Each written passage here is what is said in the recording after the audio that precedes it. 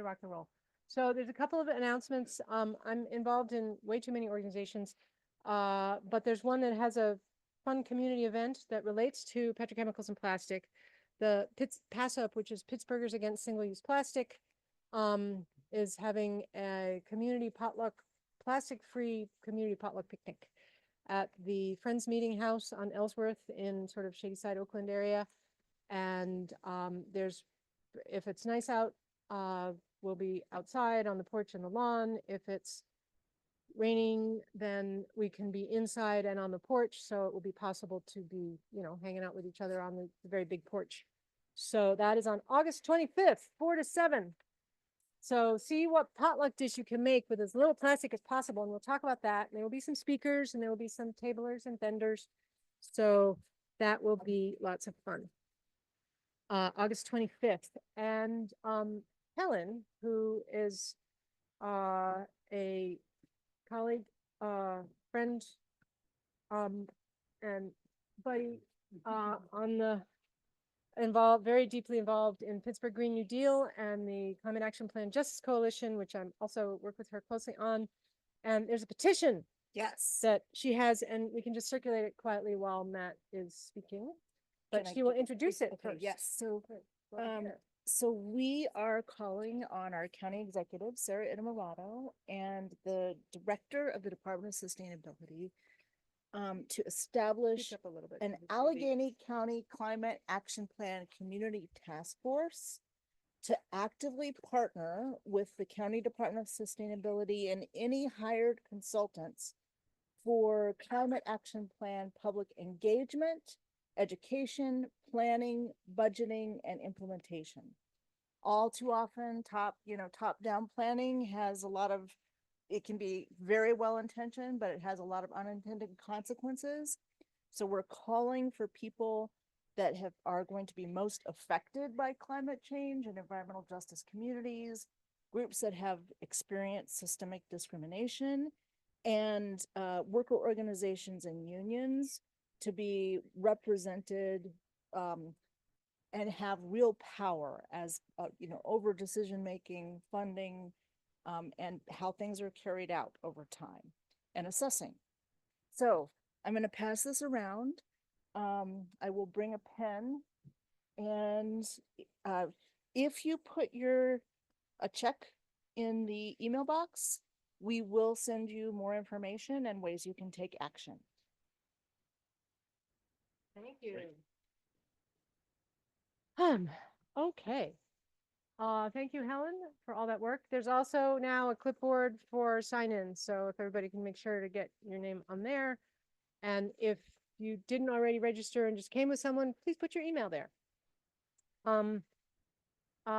Yes, and then I will kind of head in and do food things, but I'll be participating on the Zoom.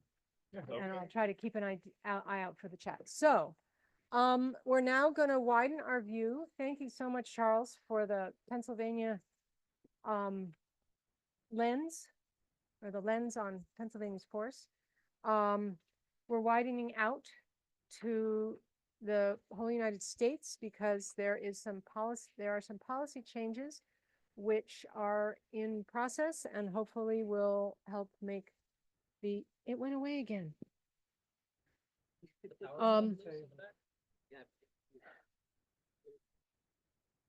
There was something loose and I used a very hefty extension cord this time. This is terrible.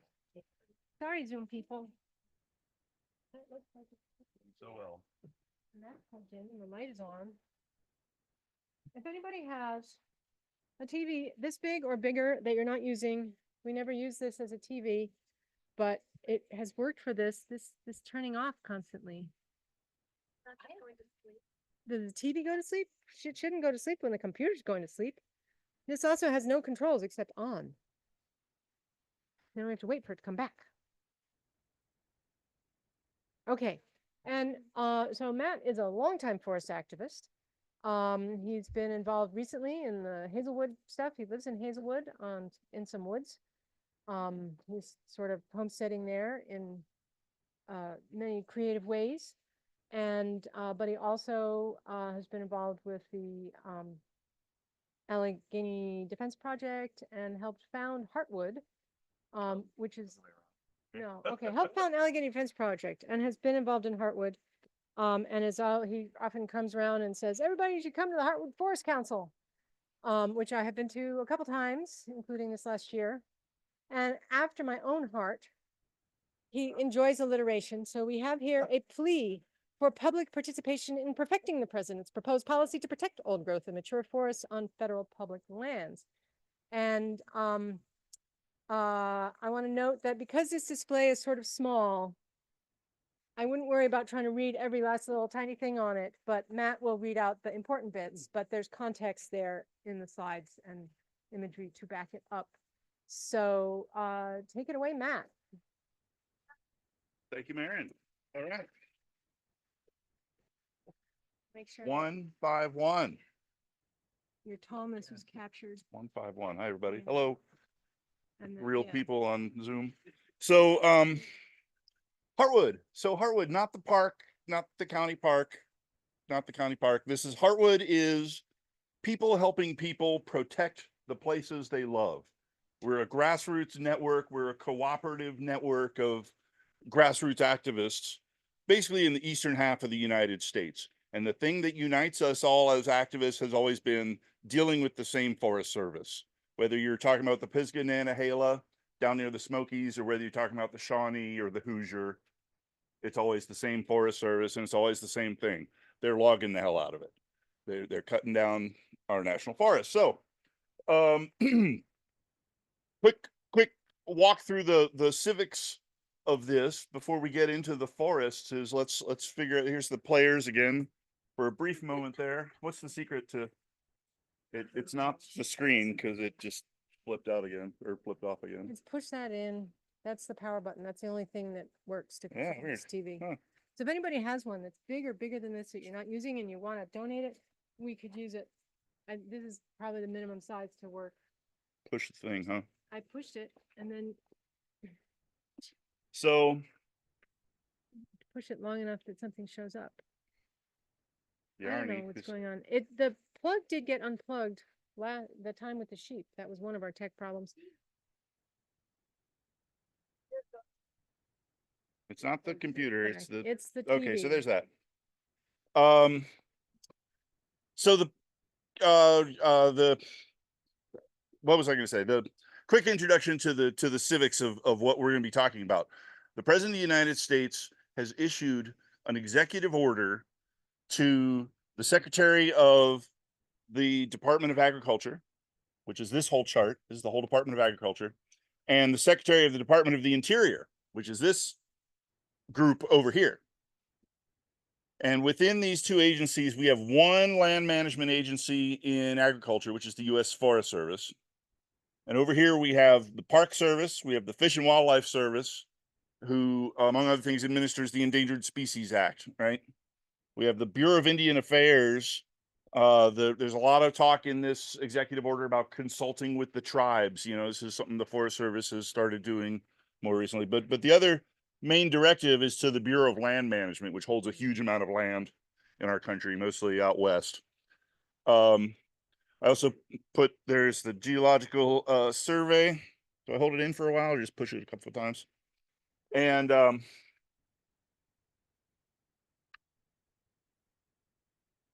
so those are the agencies there. That's the hockey players. Just kick it a couple times. Fuck.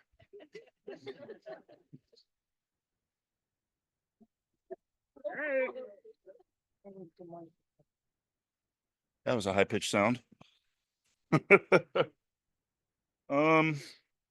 Just turn your chair closer to you. Here it comes.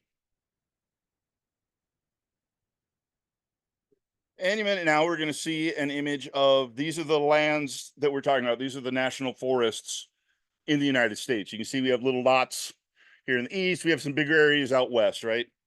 But these are just the purchase areas. This is the purchase boundary. When you look at that big green area on the map, that's just what Congress said, you know, you can buy land in this area. The Forest Service doesn't own all of that, right? So that's, we're going to see some of that later. here is the executive order itself. So President Biden on Earth Day of 2022 issued this command to his agencies and said that we're gonna treat these forests sustainably. We're gonna protect old growth and mature forests. Okay. We're gonna strengthen our forests, strengthen our communities, and strengthen our local economies. He actually doesn't use the word protect, but the word conserve appears a bunch of times. It's going so well. And there's a lot in there. You know, there's a little bit of everything, little bit of something in there for everybody. Section 2 is where it gets interesting in terms of the land managing agencies. See if I can get that going again. And we touched on the issue of fire. You know, there is a huge trend in national forest management for using fire as a management tool. If you just show us the picture in the small. I did that and I'm wondering if this still works, Okay. but here it comes Okay. again. This one, Whoops, tell me what. just like this, and we Is will that look. better than nothing? See, better than Put it on nothing. the net. It will not just not worth much. Yeah, And then it'll be close enough. For a moment. and the moment's gone. So, the Secretary of Interior. So we're talking about fire. He directs them to compile an inventory. Okay, I'm going to dive into this as we go through it, but there's the word inventory at the bottom. He directs them to define these things. Okay, very specific, you know, process here. And analyze the threats. That's a fun one. This is really distracting. I'm sorry. I had a great speech plan and this is really difficult. The whole point of this is that this is right about the halfway point between a 90-day public comment period. When the president issued that executive order back in 2002, that set off a bunch of things. So he directed these agencies to do these things. Define the term, conduct the inventory, assess the threats. That's a big one. You know, and then come up with a plan to conserve and expand these old growth forests, the last remaining old growth in our nation. So, Coming on again. Probably the energy they were setting, they hide those. It's never done this before. Oh, yeah. So, The sheep had unplugged it. Can't trust those sheep. so there's, like I said, there's kind of a little something in this for everybody. You know, at the top there, he talks about strengthening nations' economies. So there's a lot in there about, well, strengthening nations' economies. What do they recommend? Some of their recommendations are that in order to protect old growth, we need more sawmills that can handle large diameter logs. In order to protect our forests, we need to build more biomass mills and create a market incentive for these forests, right? That's what I'm saying. It's that crazy. It's that bad. So they do talk about, acknowledge the very important role of outdoor tourism and recreation. That is the #1 industry that we'll just never know, you know. Keep talking to it. Right on. So section 4, you know, we're just quickly going over the executive order, which is this. There's the 8 pages of the executive order. It's a small one. And section 4 talks about nature-based solutions. Find nature-based solutions to your management challenges. One of which is wildfire, one of which is insects, one of which is disease. One of these nature-based solutions, these nature-based problems, you know. Acknowledging that these problems are accelerated and are magnified by anthropogenic climate change. So how do we deal with these problems? We stop polluting. Duh.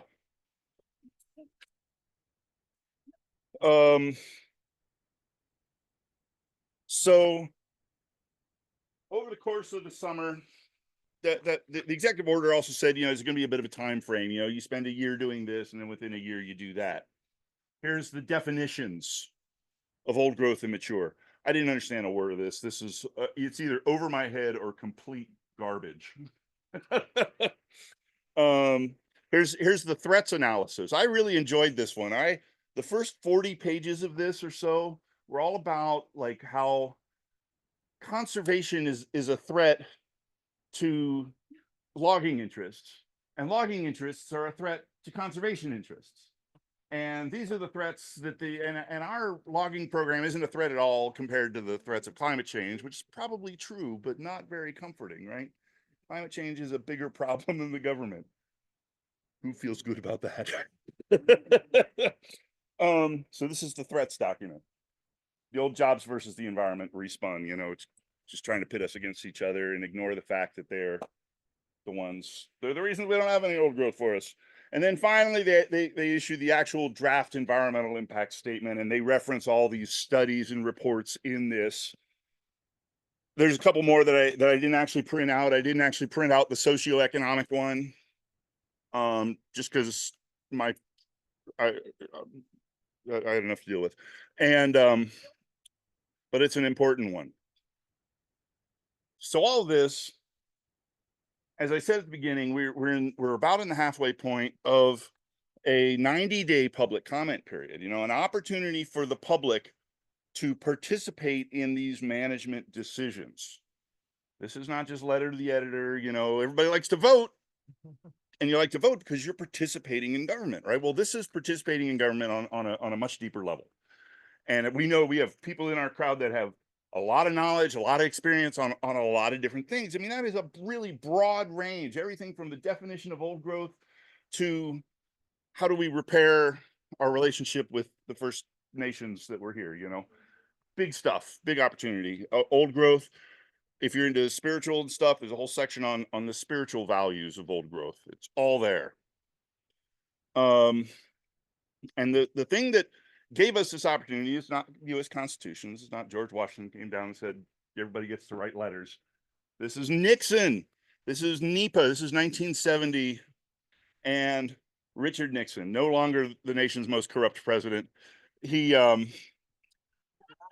when he, NEPA provides significantly a scripted process for public participation. You have 30 days to comment here. You have 30 days there. You know, you have the right to appeal and sue if you don't like it. There's a process for relief. Of course, that has been ebbed and flowed. The Republican Congress has tried to, you know, timber into, don't want even forest managers. They don't want these ignorant, unwashed masses, you know, participating in their high level forestry stuff. Which trees do we cut and how can we get away with it?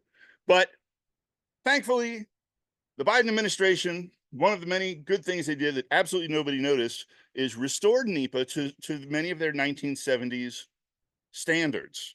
And that link right below there is a link to an article by the NRDC, the National Resources Defense Council. Thank you, sir. It's National Resources Defense Council. And you can read all about it. You can read more on that. So, and one of the things that NEPA requires agencies to do is consider a reasonable range of alternatives. There's the proposed action.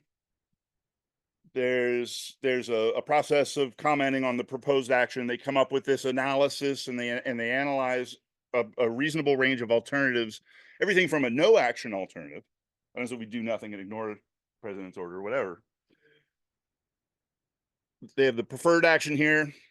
And as you can see, the preferred action that the Forest Service has put forward is said, in order to conserve old growth forests and protect mature forests from logging, we need commercial logging as a management tool.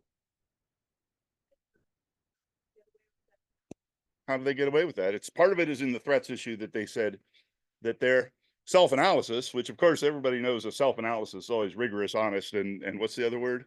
Complete hogwash. That their logging threat, they actually acknowledged that it was a threat until the year 1990, which is special because that's the year Heartwood was formed. Hmm. And they acknowledge that because of public participation, among other pressures, their logging has changed. They've changed their ways, and that the reason they clear cut and burn and spray herbicides now isn't simply because the trees are there and they shouldn't be, and that just bothers them, and they're there to be sold, and it's the Department of Agriculture, right? Department of Agriculture. Nature is a product or a commodity. Now they're doing it for ecological restoration. Same clear cut. Now they've got prescribed burns. That's what the Indians did, right? Selective harvest. They've got a word for that. It's called shelterwood cut, or the two-stage clear cut. I mean, if they don't take it the first time, or if it's not that, it's a pre-commercial thin. Right. You know? Yeah, stand Ba- improvement. Basically, they've been managing it in Europe, in a way that does preserve it. I think that's an important point is that there is, we are going to talk about, like, as we were talking about wild areas and buffer, sort of zones around that. I mean, that's an important point. Question is, do our tiny little scraps of public land, less than 3% of a given state, is that the place for that? Is that what private lands are for? If a timber industry wants to log themselves out of business by cutting all the trees and being a poor forest manager, that's capitalism. Good riddance. Well, on Private lands, yeah. sure. Very different management philosophies. These are opinions, right? So Forest Service is saying they need commercial logging to conserve old growth forests. And basically, one consensus, one opinion around the campfire is that this is a very cynical outlook on the future, expecting that Biden would not have stepped aside. This is pre all that, and that Trump was going to win, and we don't have to take this seriously because it's an executive order. The large print giveth and the small print taketh away. So it's a completely absurd notion. So number 3 is basically a result of Heartwood's comments. That commercial logging has no place as a management tool. It doesn't belong on public lands. And number 4 is, of course, the reverse of that. What if we unrestricted commercial? I had even more commercial logging, and they have all kinds of details and justifications for that. So the little dots in blue are where they have identified old growth.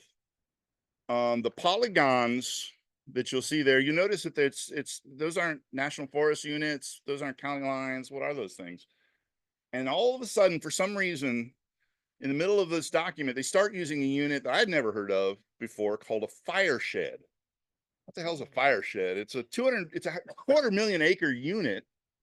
That's the best I can figure is a kind of an arbitrary guess based on where a fire is likely to happen and where it's likely to spread or something like that. I don't understand it. I don't like it. Why aren't they using their inventory data that they use at the plan level to manage their forests? I got an answer for that. Why aren't they using other conventional means to identify old growth? Don't know. I'm just a citizen. That's just something I noticed. So here's some stats and figures of how much old growth we actually have versus mature. That 47%, when you consider just the eastern half of the United States, that goes up a good bit, but it's still about half of our forests are considered mature. Those definitions, right? What's mature? We talking about a tree that can reproduce itself? Are we talking like reproductive maturity? Are we talking ecological maturity that a certain level of complexity comes in? Are we talking economic maturity? The trees is big enough to cut down? That's the conventional mature definition. When it comes to old growth, if they have a definition at all, it's older than, apparently the biggest number they can imagine is 111, because that's the biggest age class. I was surprised to see that Pennsylvania actually goes beyond that. The Forest Service just stops at 111. Probably West Coast. Well, after that, the tree supposedly stops growing fast enough so that it's time to cut it down, because that's the only use of a tree is. So different from previous speakers. National, federal, Right. and when yours were state or New England. So You also, that's a very good question. Another, besides different state versus national and different agencies, these definitions are poorly defined. It's part of the direct order is figure out a definition that can work across the system, taking into account the huge amount of diversity. Get to that in a minute. So this is old growth in Montana. And this is a Forest Service photograph right out of their DEIS. Old growth on the Bitterroot National Forest in Montana that has had management treatment and is still considered old growth by our definitions. USDA Forest Service. That's a lot of qualifiers, you know. But this is what they want. This is a perfect forest for the old growth. Is open canopy, and you can easily drive through and be like, I'll take that one, you know, and you get out of there with no trouble at all. These are Western forests. They're ecologically different than our forests.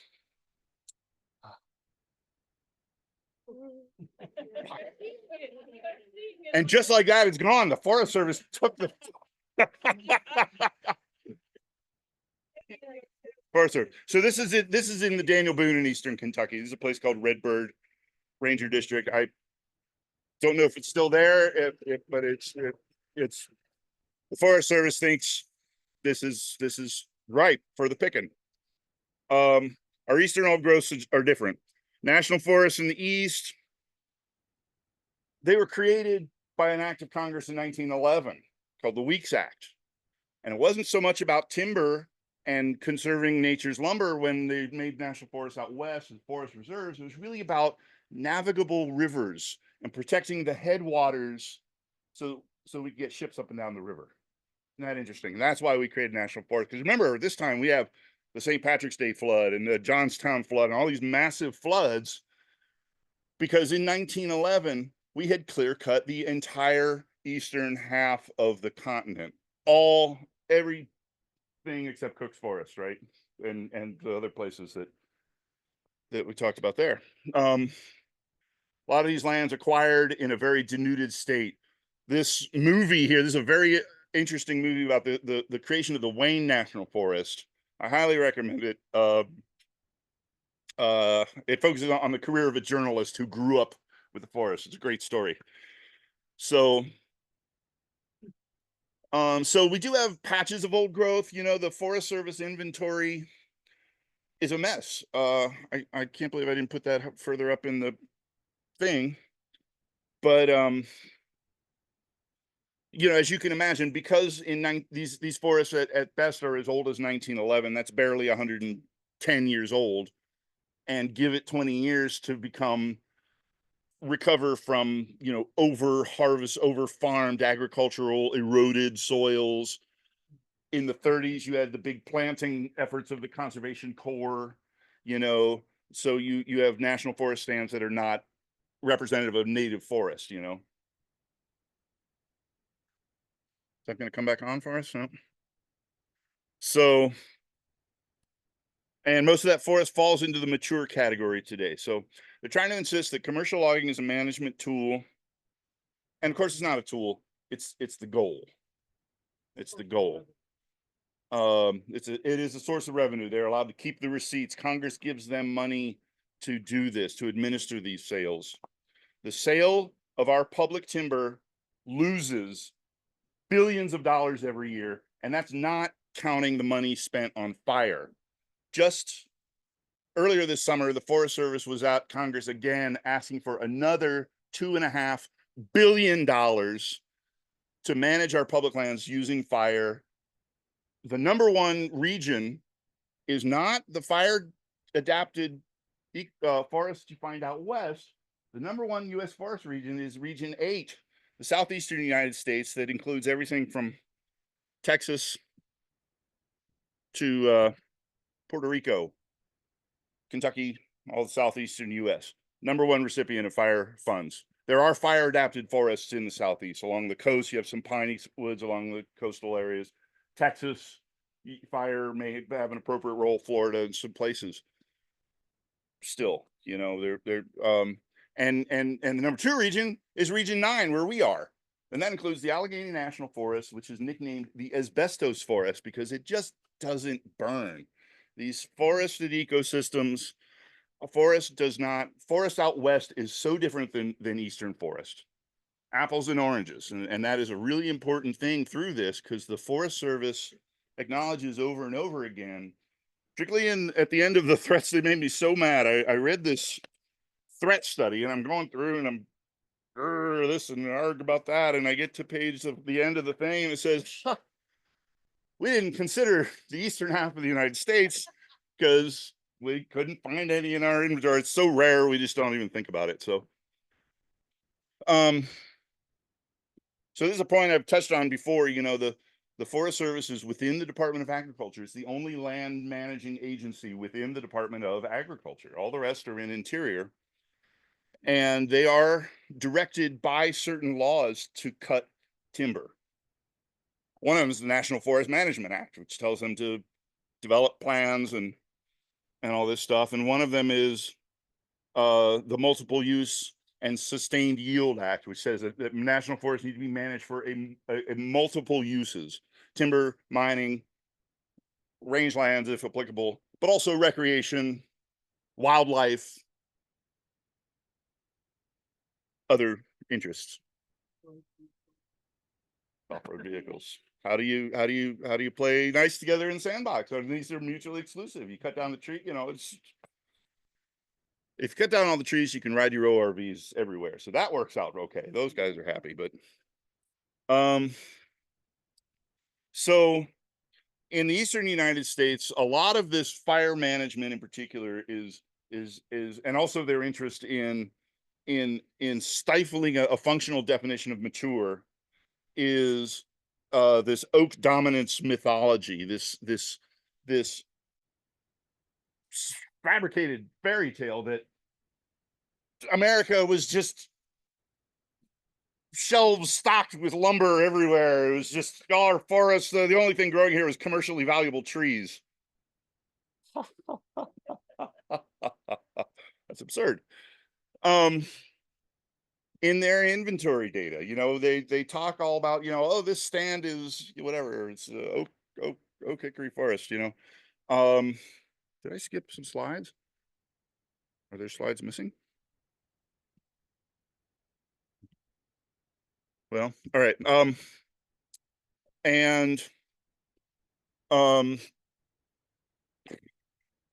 Okay, so there's this push to define forest as oak hickory, and that's kind of where this fire fetish is coming from. We got to burn it to regenerate oaks. Well, our forests in the east are mostly identified as mixed mesophytic. This is really bugging me because I feel like I put a map in here that didn't make it. Oh, there it is. Maybe I'll skip to this one.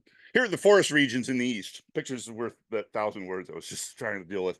And this map here on the top left is the work of Lucy Braun, a scientist who, she and her sister traveled the entire United States throughout the 30s and 40s before the American interstate system and documented the forest types. Published a book in 1950 that remains the bedrock foundation of forest biology today. Lucy Braun's Eastern Forests of North America. Right? You look at any study, it'll have all these lists of names and always goes back to Lucy Braun. In 2006, a fellow named Jim Dyer, I think he's at Ohio University in Athens, I believe, and he revisited that, you know, sort of went back to that study and said how much of things changed, and that's what the second map is.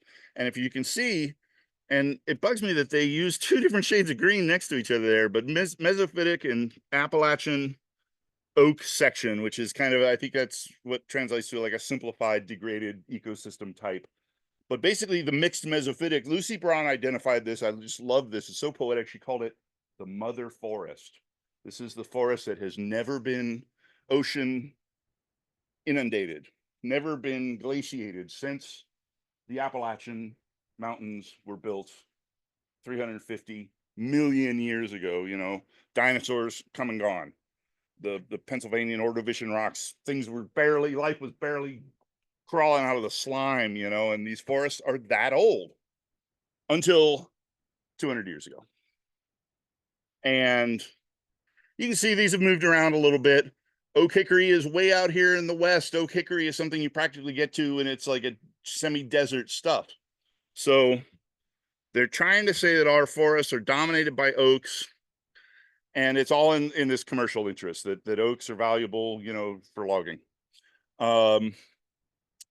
The Forest Service, we talked about, and you brought this up, that we're getting more rain. Even though we're getting general periods of drought, we are generally getting more rain, and our forests are responding to this. There's this process at the Forest Service called mesophication. Meso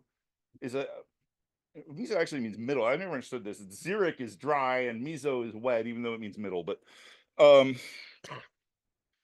our forests are generally mesofying. Oh, the beech and the maples are taking over the world. Oh, it's this undergrowth stuff. Oh, we've got to go in and brush hog it and clean so we can figure out which trees we want to cut next, you know. And this mesophication trend, this is our natural solution to climate change. We want a forest that's cool and damp and cooling the air and absorbing carbon, right? Duh. You know, you have the forest on the Allegheny National Forest. I get this thing in the mail that says we're going to log the shit out of some place called Sugar Grove or Sugar Bush, Sugar Cove. I forget what it's called, sugar something or other. Because historically, this area was dominated by oaks. Don't choke on your pancakes. You know, come on. Yes, ma'am.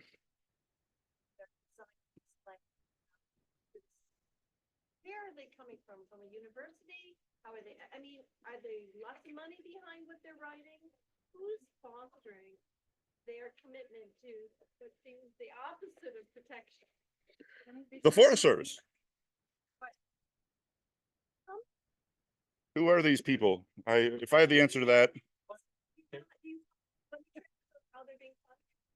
Oh, We're all once little innocent children. Oh, yes, of course.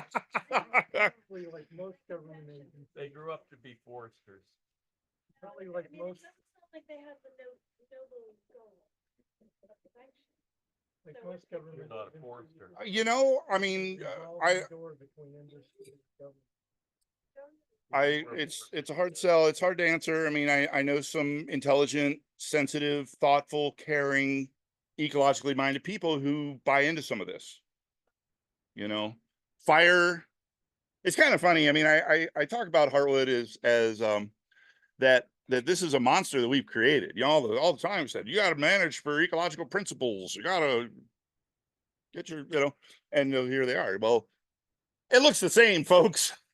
This is no different than any other clear cut. This is oak regeneration. You know, when they say regeneration, they mean we're going to start over. So that instead of having 100-year oaks now, in 100 years from now, we'll have 100-year-old oaks. Otherwise, we won't have any 100-year-old oaks. We'll have 200-year-old oaks, but that's not in the plan. That's the plan. Fire.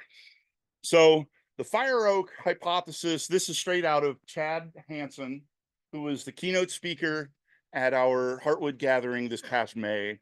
And you can view it under this little thing down here. Well, if you go to, fuck, there's gonna be some others. Anyway, so the point is I took this straight out of his, and it assumes that historic fire was frequent every 10 or 20 years or more, and that's what they're doing now, is burning these forests over and over again. It assumes that high intensity fire basically did not occur ever, which is absurd. It assumes that historic forests were much less dense.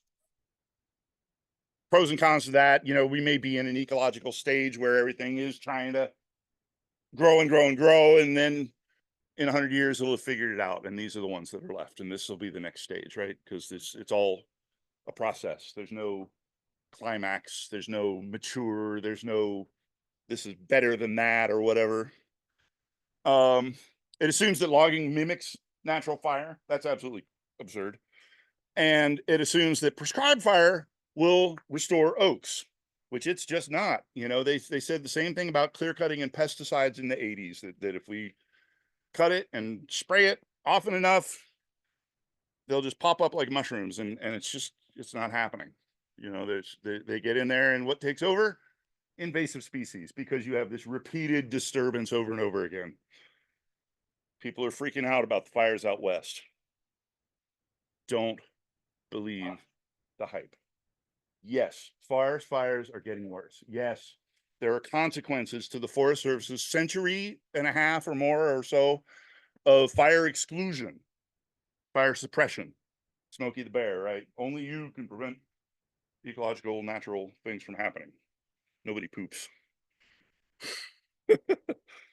and the media coverage, if you look at if you catch it long enough, it's still the shot. Yeah, the trailer's burned to the ground. Somebody's car went up in flames. The trees in the background are just fine. Most of, 9 times out of 10. Come back in a year, come back in 5 years. Forest is regenerating. Fire is part of the natural cycle of regeneration, especially out west, right? Shiva the Destroyer. That was the other slide. So this is from Chad Hansen. And I should say, I mean, it was just such a, oh man, you get such a glimpse. If you get a glimpse of his presentation, he is not only a scientist, he's also an attorney. And so it's just a really brilliant combination, a very dangerous combination. He's done a lot of research primarily out west, but he's starting to turn his interest east more, which is why he was at Heartwood. And these graphs are from his presentation. These show oak pollen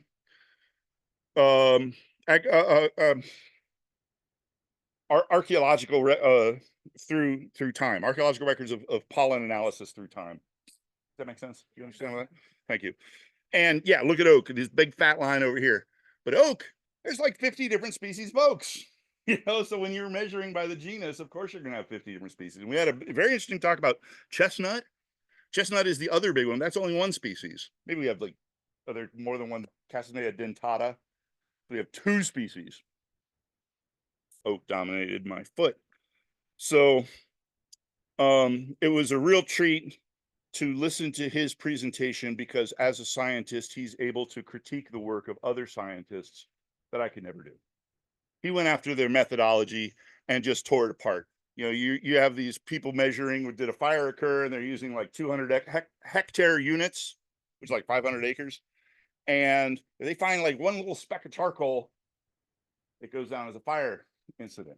That could have been a lightning strike that just zapped one tree. That could have been a small fire that only burned a couple acres, or it could have been, a stand converting event. Very unusual, but it all goes in the books as the same. So there's a real problem with some of the pro-fire methodology. And if you're interested in taking a much deeper dive into that, I recommend this is his latest book, Smokescreen. I think it's from just a few years ago. And he really does like unpack the mythology around this out west. And then the John Muir Project is also going to be hosting this webinar series based on a second edition of his first book, Nature's Phoenix. And that is both of these are like the hard science on fire and forest ecology. And here's the link. This down here, this page with the Heartwood resources and action items. That's just like after today, you're going to get a kit with like a bunch of papers and stuff and copies of this presentation. That site down here at the bottom is where you can find that from our event in May. So there's a fantastic package. If you're really interested in science, there's an amazing bibliography specific to the East put together by John Wallace on the Shawnee and Heather Cantino in Ohio. Chad's presentation, I think we finally got a video version of it, so you can watch some of that. But that's a great page with a lot of stuff. Here's this one that has the Forest Service regions. I mentioned that. You can see how the regions are broken up. So in all of this, this is a photo of out of here where it says, it was basically where it first jumped out at me. It says, we basically ignored the eastern half of the forest. We're just not going to do that part of the homework assignment, Mr. President. Thanks. Lovely suggestion, but no, thank you. because as I mentioned before, that inventory data, even at the forest level, is either inaccurate or it's completely missing. You know, you go into areas that they say are, you know, oaks or whatever, and it's actually a pine plantation. In the worst case examples, you know. The hardest one though is that there's no pathway in all of this for mature forests to become old growth forests. And this kind of gets back to that definition. All those different levels of maturity, you know, economic maturity for a forest, for a hardwood forest dominated by oaks, probably around 80 years, you know. Ecological maturity, if they move the goalposts and change the definition to set this new standard, you know, when do these protections kick in? That's a very important question that the public needs to ask and tell the Forest Service to clarify this, because right now there is no pathway for mature to become old growth forests, which is exactly what the president directed, and it's just not in there. So our eastern forests are especially needed in the fight to deal with climate change. You know, we all know all forests generally absorb carbon. You know, tropical rainforests do it a lot. Boreal forests in Canada, you know, are starting to burn. You know, what do all these changes mean? So, but these two papers here, these are peer-reviewed science. This is the real thing. And which one is it? This one is from the National Academy. One of them's from the National Academy of Sciences. You know, that's the top of the heap, big guys. So this is not some YouTube video about melting glaciers or whatever. And we have two papers. One that says a century of reforestation. Remember the Weeks Act. A century of reforestation reduced global warming in the eastern United States. Our climate has actually been 5 to as much as 10 or 15 degrees cooler because of the anomalous cooling effect that these young recovering forests have had on global temperatures.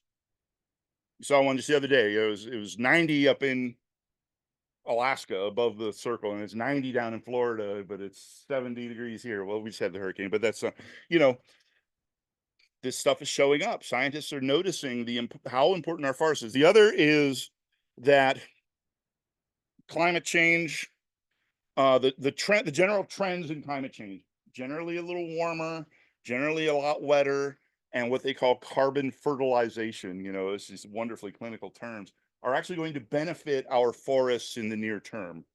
We're going to have lusher, faster growing forests, and that these forests are going to be more effective, you know. So that is, it's just absolutely, I mean, you know, those two papers combined, and as if that weren't enough, it's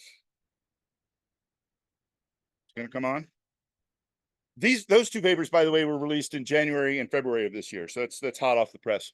This next slide, breaking news, posted in Nature just a week or two ago, July 24th, that they have discovered and measured for the first time that the microbes on barks of trees absorb methane gas out of the atmosphere, a lot more, as much or more as soils.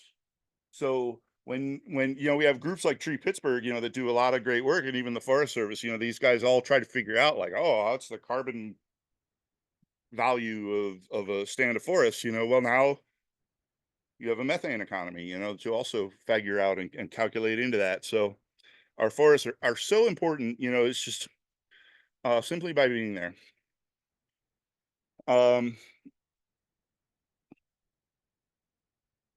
I hope this will, I feel like I'm presenting kind of some big pieces, and that I hope that they will click into place, because I'm going to go back to the concept of land and resource management plans. That is what the executive order ultimately directs these agencies to do, is to amend their plans to include protections for old growth. And this is a picture of the land and resource management plan with all their different management zones for the Allegheny National Forest here in Pennsylvania. And all the light green stuff, what do they call it? Can I zoom in? Read the little thing now. but basically all the light green stuff, if I remember right, is management area 3.0, which is basically even age logging. All the trees the same age, all the trees, you know, carefully stocked and inventoried. Oh, you want some oaks? Oh, we got some oaks on your unit 24. Just go back up the truck. And so Hickory Creek is that purple area. There's another, what's this recreation up top here? Rock, what's it called? No Signal. And so the president says you have to you need to amend these plans to include these protections for old growth, and so that mature can, over and over again in these documents says, the Forest Service says nothing in these documents has any intent to change our management plans. You know, we're doing just fine. Just leave us alone. Let us do our thing, right? Basically ignoring the order when it comes to the eastern United States and hoping that they'll be satisfied with protecting forests out west. Doesn't work that way. And what we're seeing, okay. And one of the things that is kind of a problem is that many of these management plans, not on the Allegheny, they just redid theirs in 2007. Actually, it is expired. Is that in the National Forest Management Act says that they have to revise these plans every 10 years. And I think it then provides a 5-year grace, so 10 to 15 years. And on a lot of them in the East, they're really outdated, and that they don't want to, one, because it's very expensive. Planning, as you know, is enormously expensive and very time consuming. But so much science has come out around climate change that if they legitimately considered that science, they would have to admit that they should just close up shop and go, you know, knit socks for a living. And these page numbers down here, all the different page numbers where they say, up yours, we ain't gonna do it. We're here to log trees and chew bubble gum, and we're all out of bubble gum. So, but look at all that. I mean, this is like almost the entire, all the white areas, by the way, are privately owned. So when we talk about the purchase area, that's what we're talking about, you know. All of it is up for logging. None of it's protected, basically, except the wilderness area. And even that, don't get me started. And what we're seeing in lieu of these plan revisions, the plan revision that they're supposed to do, what we're seeing instead is these humongous landscape scale plan sized projects. This is a single project in the Hoosier National Forest called Buffalo Springs. I forget, I mean, it is like in the low tens of thousands of acres. And it's, and here it comes. You know, there in this orange square, that's how much of the entire Hoosier it takes up. And it's 10 years of activity, an entire plan's worth of stuff, all disguised as one project. And under NEPA, a project is supposed to be site specific and consider site specific things, all this stuff. So this is an end run around the planning process, and we're seeing this on a lot of forests. This is one of 2 really mega projects like that. The other one's called Houston Woods, like Houston, the Texas city, but they call it Houston there. And that's been tied up in lawsuits for years. Here's one on the Jellicoe. Again, all the red areas, clear cuts, and they just have like different flavors of clear cut. You know, do they take it all at once, or do they come back and leave a little bit later just to enjoy the tormenting the ecosystem? And don't believe me though, there's a big article in the Guardian just appeared about this. So there's a very important read, and they mentioned the Jellicoe specifically. They talk about Vermont. Who's I talking to about going to Vermont? And so that will be a very interesting read. And they also quote Chad Hansen extensively in this. So the word is starting to get out, you know, in this process. But so comments are due September 20th. That 90-day comment period ends and the window closes. You know, this really is a unique opportunity where the Biden administration is trying to do the right thing. You know, they're trying to provide meaningful protections to deal with climate change. The Forest Service isn't having any of it. Um, so I'm sorry. But this PDF and the files will be available. We'll email it all around to all the attendees. So make sure you sign up on your sheet that's going around. But there's a lot of template letters that are coming together. I know that there's a big petition by REI. I haven't been able to open it and look at. I don't know what it says. I don't know if any of them are, but in general, the way the winds are blowing is that Heartwood and many of our member groups are starting to articulate what parts of alternative 3 we actually support. Alternative 3 is the one that would restrict commercial logging, but still allow logging in the name of like ecological restoration and salvage and emergency logging and wildfire and insects and disease and all that stuff. In one of those slides, I point out that fire and insects and disease are all natural processes. You know, these are perfectly natural parts of the forest regeneration accelerated by climate change, magnified exponentially by introduction of new bugs like the gypsy moth. You know, we've got to stop sticking the knife in further, but basically nature is trying to deal with it, and the additional disturbances prescribed by the Forest Service certainly are not helping. If your hair is on fire, dumping gasoline is not going to help. So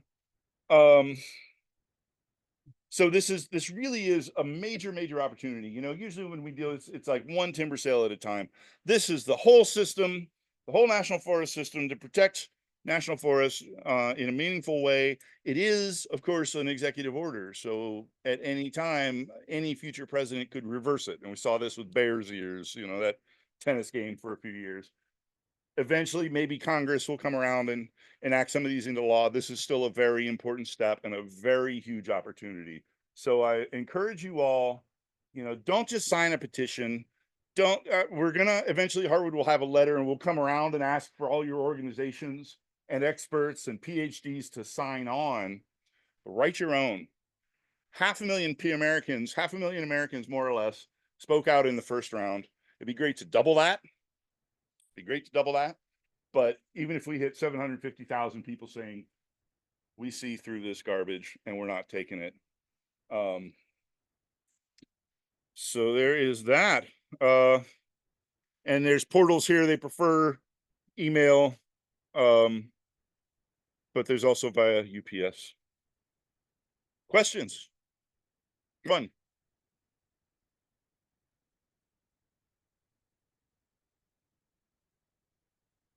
Yeah.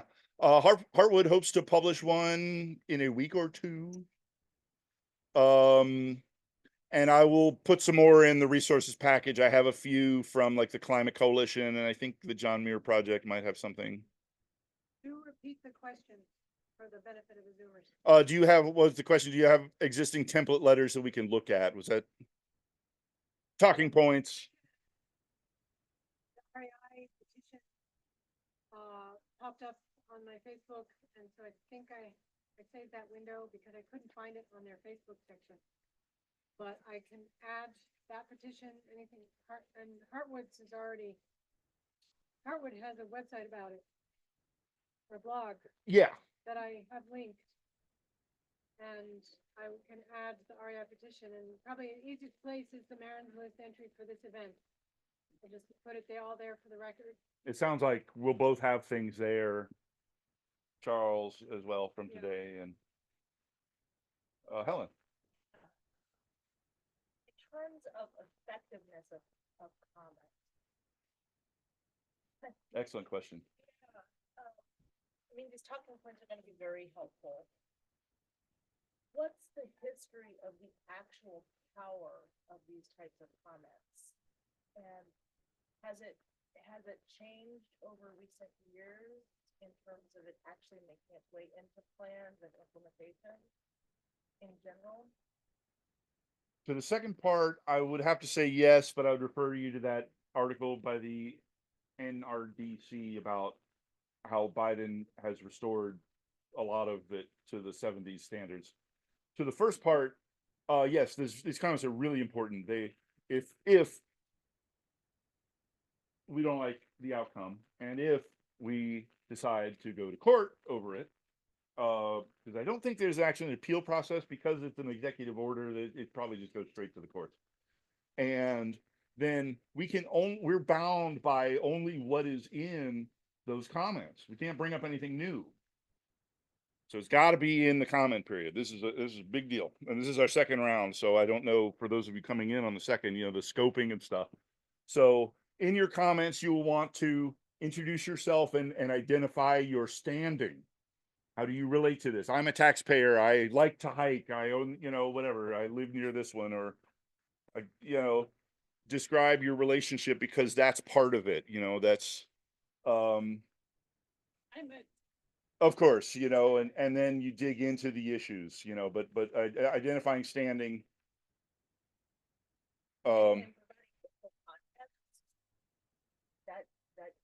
They're looking for all kinds of things. The public, whatever you got, tell the government, because now's your chance. They want to hear it. They're obliged to. Most of the time they'll say, thank you for sharing, if you're lucky, but they are obliged to consider it. And I don't know if cases have been won based on, like, they just decided to rule against it. But a hand back here in the green.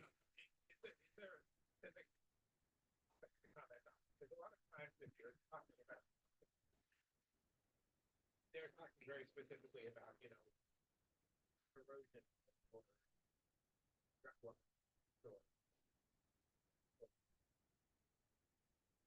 I think if you're gonna,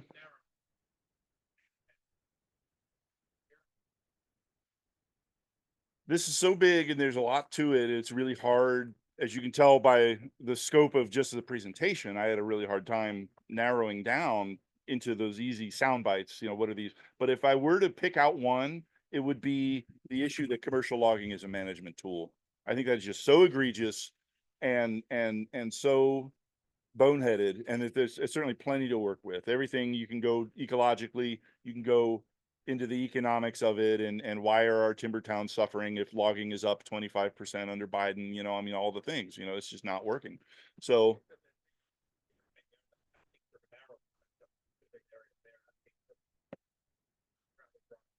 if you can, my letter is already cruising past 12 pages, and I left out huge size. Like I said, I didn't really deal with the bio, and I'm hoping somebody else will write about the biomass issue, because I'm picking on the fact that they left the word threats out of the title. I'm going, fuck these guys, where is it? Here's the draft environmental impact statement. It does not contain the word mature in the title. That, when I go to court, it's going to be in my letter that says, this is malice aforethought. They had no intention of obeying the law, so, but to articulate it clearly, I think that's probably why it's important also to read NEPA. Years ago, 1994 or so was the year I happened to go to my first Heartwood event, it was here in West Virginia, or right over there in West Virginia. And it was a whole weekend, basically like an introduction to NEPA. And they gave me enough of an understanding of that law just by going over it as a group and having little reading sessions and stuff. I was able to come home and I stopped my first timber sale. The next one that showed up in the mail, and it was the 90s and they were really sloppy and stuff, and but they haven't changed that much. It's just that they're a little more savvy about packaging the justification in a little more articulate things. They love this consultation with the tribes, because now they've got like Menominee groups, some of these groups that are doing like innovative stuff, but do it on private lands. When it comes to federal public lands, private commercial interests just should not be part of that. So yes, sir. So the part about ignoring or not addressing the eastern half. Yeah. So how to bring that up, or is that relevant for the comment? Absolutely, is very relevant. And I think that where that gets in is this definition of mature forest, that in one point they actually say we can't offer these they don't say it exactly like this, but basically their argument is that these forests are mature, therefore it's time to log them. Therefore, they're ineligible for protection because then it reverts to an earlier successional stage. And there's all these ways that a forest can revert to an earlier stage of succession. But as long as that remains in what they call lands suitable for timber production, which is a political definition, right? You know, it's got trees on it, you know, and there's no way for them to remove it from that thing. So it's going to take pressure from the public. It may take pressure from the courts, but hopefully, you know, with this stage that we can move it towards, at least towards alternative 3, you know, and like I said, a qualified support, because those loopholes where they still say we're doing these 100-acre clear cuts and 1,000-acre burns, you know, that we're mimicking ecological processes, or this is teaching the forest resilience. I love that one. You know, we're gonna beat some sense into the ecosystem here. I mean, it's just horrible. Horrible. Who are these people? That's a good question. What is wrong with them? Good question.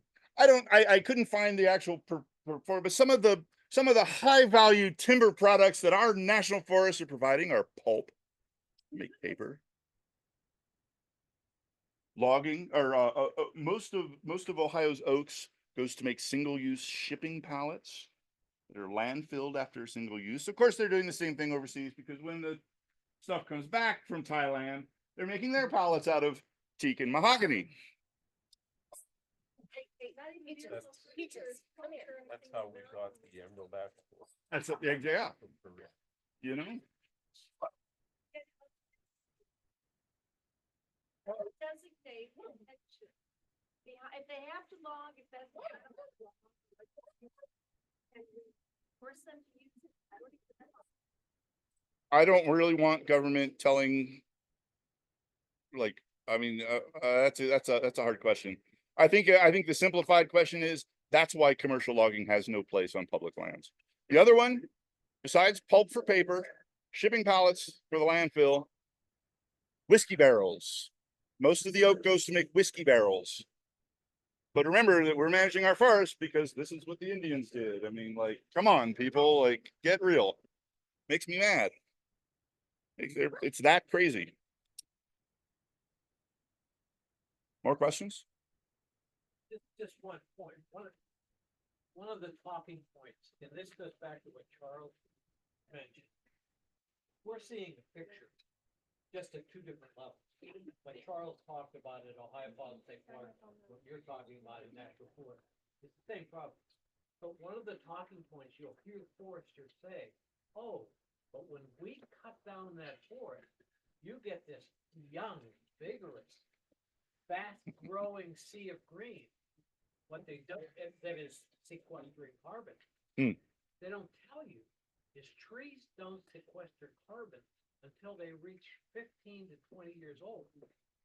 They're creating carbon when they're young, because there's such a thing as respiration. The trees do it too. They respire when they're young more than they sequester. So young forests are going totally wrong direction. Yeah.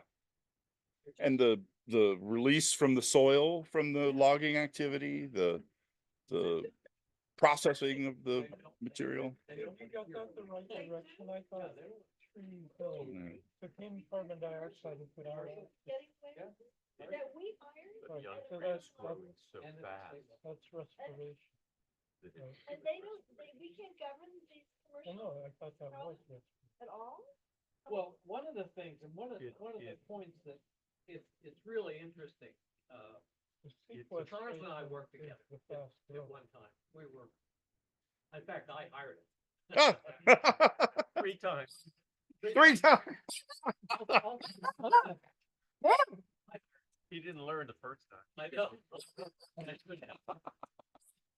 Go away, Peaches. He pointed out the natural areas of state forest, the wild areas on state forest. They were created by one forester in the 70s. Jim Nelson, state forest, thought it was important, and he created it.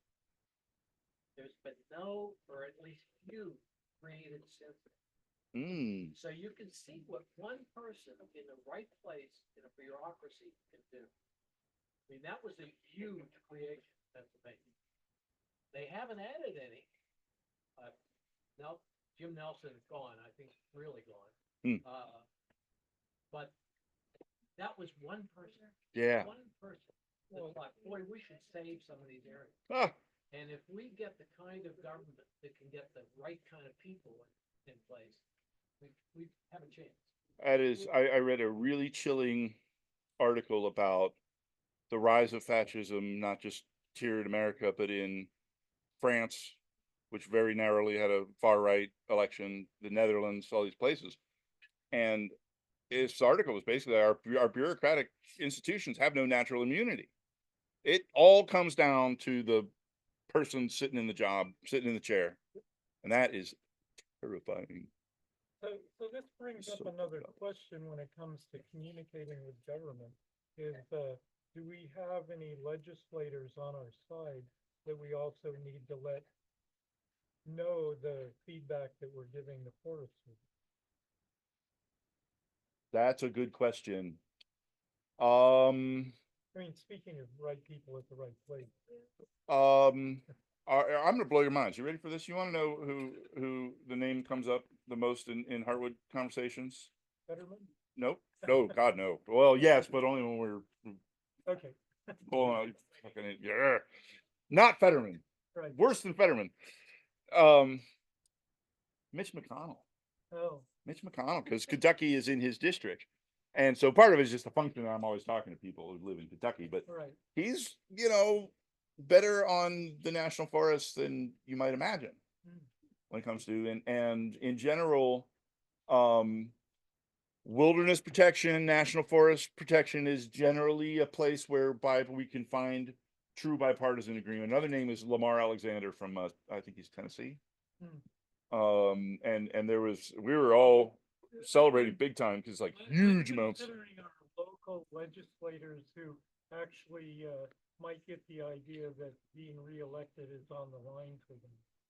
It's a big issue and it's definitely a problem. I mean, there's all this blue wave and stuff. A lot of very ordinary citizens are getting involved, and they're getting involved for very noble reasons. The welfare of our teachers in the education system and the power of unions and things like that and stuff, and environmental stuff. I mean, when I wrote John Fetterman a letter about some environmental issue, I forget what it was, he wrote back this essay that just scared me. It was all about like preserving the integrity of the Union way of life, and this is why we need nuclear power plants or something, whatever it was. So something, and it was, I mean, like, okay, yeah, vote blue, but come on, So educating these politicians at a local level, at a federal level, extremely important. The climate movement, is all about people love their solar panels and buying. I'm sorry, folks, buying Teslas from Elon Musk is not going to save the world. The health of the auto industry is not related to the health of the planet. Decarbonizing things is one thing, but we got to walk. We got to use, it's just like, it's not the easy fix that it's being sold as. And there's very little consciousness and awareness of the role and particularly the value of forests. And in part because some of the science is so cutting edge. So cutting edge. That stuff was just printed in January. I don't think the government, nobody knows this stuff. So, yeah, public participation, lobbying, once they're in office, while they're running for office, absolutely. Forest. It's because we're several generations now into that really massive disconnect from the natural world. You're lucky to get outside at recess. You had a pretty good childhood. I mean, that's it. People don't know what bird that is, or what have you, or barely tell what poison ivy looks like. Sorry. Yes, I didn't know they were- please. I just wanted to point out this concept. I didn't know if you've heard of this. This is coming out of University of Massachusetts Extension, but it's a paper called Restoring Old Growth Characteristics. And I think these authors are genuine. They're out of the university, but the concept has a potential to be misused. So in other words, we don't need to protect old growth. We can make it. So, We are gods. you go in and you make some snags and develop those characteristics. And so just be aware that this may come up as an argument against. It's an important question. I mean, you're right. And there's, on the one hand, there's, if you give them an inch, they're going to take it all. The other is, we are forest creatures, and this is our home. And what it basically boils down to, what kind of stewards do we want to be? You know, do we need a world where the New York Times is made out of ground up old growth forests? Think we can come up with something else? You know, who said hemp? You know. Well, I think the concept is fine if it is applied to commercial forests that are being managed. Okay, yeah. But it should not be an excuse for ignoring the creation of real old growth forest by simply making the characteristics of an old growth forest and something that you're going to cut down anyway. That makes sense. I think it speaks to the half Earth thing. You know, we another executive order from Biden is what's called 30 by 30. We want to set aside 30% of the continental US and 30% of our waterways and our oceans by 2030. Kamala Harris is the end of the next presidential cycle, you know, and that in itself is based on, as you probably know, the E.O. Wilson, unrelated to E.O. executive order, who says that we need, in order to address and deal with the biodiversity crisis, which of course is linked to the climate crisis, we need to set aside half of the world and let it be natural and wild, and let these natural processes take place. Because we can go in and we can cut the tree and mimic the disturbance. Then tomorrow, the real disturbance, you know, the tornado come, you know, the next day it rains. I mean, it's just so we don't need to it's the last thing we need to replicate. Yeah. But, and that is going to be an important point. It's something that the Forest Service is trying to deal with in this, is that if we have these protected areas, you know, they say, oh, if we protect this, that's just going to increase logging over there, you know, threat. That's why we get into, you know, that the Forest Service is just constitutionally incapable of providing these protections. They're mandated by law to produce a certain amount of timber. They choose that over everything else. And that the answer, and this is what folks are pushing in the Shawnee in Illinois, they have said, we have had enough. It is time to start seeing other agencies. We want a divorce. We're going to the Park Service. And that movement is really gaining momentum. You know, it's got a lot of support. It's got a lot of interest. It's been a push now for about 2 or 3 years, but it would be to administrate, rather than try to reform the Forest Service and make them do the things we want them to do, move the lands into the Park Service, Department of Interior, as the nation's first national park and climate preserve. So very ambitious and very revolutionary plan. The other crazy idea that Heartwood is cooking up, and it kind of relates to some of these, and it could include like all the state stuff that you were talking about, is that, and this was written up in Heartbeat, these last couple of issues. Oh, here's the one about the Shawnee. Anyway, and it's a vision. It's called the Appalachian Ecosystem Protection Act, and it would be, imagine, if you will, picture a law that identify, you know, that meets those 30 by 30 goals, or even those 50 by 50 goals. It says we're going to set these sides as area, and this is what protection means, you know, and and when Steve wrote, you know, this is a funny story. When I first saw this article, it was like 10 pages, you know, it's a very long article, and Steve wanted me to print it in Heartbeat. I was like, this is much too long. And besides, this idea is so completely out there. Like, this is so, do that really, you know? And, but it was part of our presentation in May, and people loved it, and people absolutely picked up on it. And like we now have this like regular every other Tuesday meeting for people talking about like, how are we going to move towards that? And, you know, what, so you really never know. I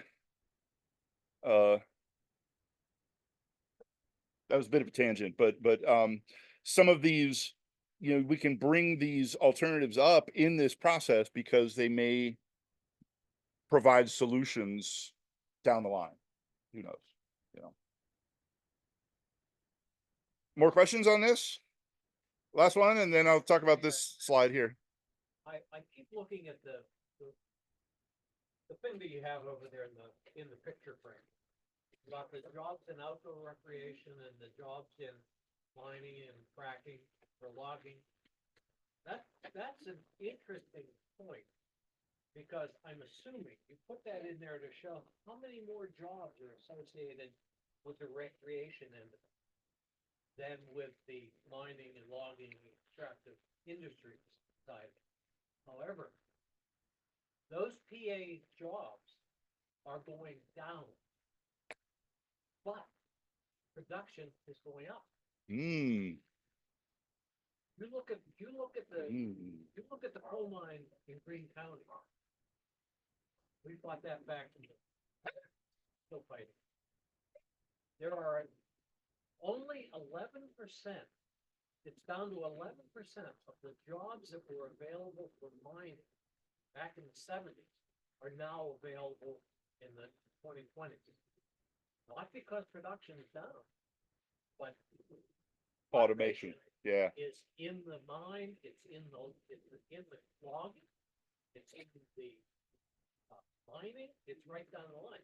So that number is a little bit unusual because yes, there's fewer jobs, but there's more production. Yeah. Which means the top level is making money, and those people digging the logs out or cutting the logs and all that are losing their jobs. Well, The yeah, other, but that's the goal, right? Is to get all those people to lose their jobs. It's just to minimize the economic impact. no, I mean, the goal is we're always going to need wood, and we're always going to need people to produce lumber. Well, We have to learn to do that. Not in an old growth forest. Exactly. We have to learn ways to do that that don't compromise our life support systems. The other interesting point that I want to point out is that these numbers are from 2011. Yeah. And in that time when the pandemic hit, Yeah. the outdoor recreation industry was the only sector of our economy that showed any resilience. In fact, it ballooned 300% because all of a sudden everybody's buying binoculars and saying, my God, there's a bird at the window. What do I do? Or they wanna eat outdoors instead of indoors. But there's the value, you know, when you talk about the value of a forest, you know, for something to carry us through a time like that, that goes in the comment. Put that one in the comments in your own words. I want to talk locally for us, if that's all right, if there's more questions. But locally, the city of Pittsburgh is going to have a public meeting on August 24th about opening up a paper street called Sylvan Avenue. I mean, forest, right? And it's this strip along here that connects. This is Shenley Park, right? This is Frick. There's Shenley. And it's this corridor here along the Monongahela River. And it's a really nice, it's a nice place to walk. It's been closed since probably the 60s, you know, and they're gonna have this public hearing on August 24th. Now, is that what it says? Oh, huh. That should better be. And for one thing, these 3 units and all this connecting forest here, first of all, this is a huge ecological unit. This is almost 2,000 acres of connected urban forest, just on these 3 units here. And when you include the forest on the other side of the river, which is Hayes Woods, which is the slopes around Baldwin Borough and all that stuff, there's got to be easily 3,000 acres over there. So we're talking about a 5,000 acre unit of urban forest. And that's big. It's not national forest, of course. This is a hodgepodge of private and township boroughs, but 5,000 acres is congruent to what Congress identifies as the minimum area for a wilderness area. So unrelated congruency, but interesting isn't that exciting to think that we have 5,000 acres of forest? So DOMI is the agency that is responsible for designing and developing this trail. And as you know, DOMI, the only thing they can do is pave streets. And you know, and there's a lot of pushback from both the community in the run as well as folks in Hazelwood that understand the importance of this ecological connectivity to our urban forests. And want to make sure that this is a genuine trail. It's part of it is parks, so it's closed at dark. Do we really need night lights on a trail? You know, no other trail in our parks that I'm aware of has any sort of night lights. And if they propose that for here, what does that do for our bats? What does that do for our fireflies? What does that do to foxes who are trying to, you know what I mean? We need these. This is the only connecting slender corridor. That's it. That's holding together this whole unit. So this orange circle, there's another article that's not a dead issue. It's one of those sleeping dragons that, you know, is a development proposal that wanted to consume those young recovering forests, barely 50 years old, just past that, where they really start to absorb carbon, you know. So come to this if you can. This is a really important issue for our parks. You know, the bike lobby is going to be there big time. And of course, they're going to want paved trails. They can go fast, and nights so they can go night riding or whatever those crazy people want. And, you know, the recreation industry is, and Calvary Cemetery is included in that. So again, it's not pristine forest habitat. It's not wilderness, but it is dark at night kind of green space, you know. I was gonna make some other point. Oh, that the recreation industry is still an industry, has an impact. It's an extractive use of our forests. So we have to recognize that. And even though we're in the city, you know, accommodate and rewild ourselves. You know, if we're going to return 30% of everything, that means 30% of our slice as well, you know. So this is an opportunity to, and of course now we're going to have the county climate action plan. The city already has one. I don't know what the jurisdiction will be of the counties over the cities, but it's just another big opportunity to say we got to protect our forests. Got to protect our forests. Group hug. Yeah. Thank you. There it is, folks. Heartwood.org. I would like to remind you we are completely dependent on member donations. We haven't gotten a grant in years.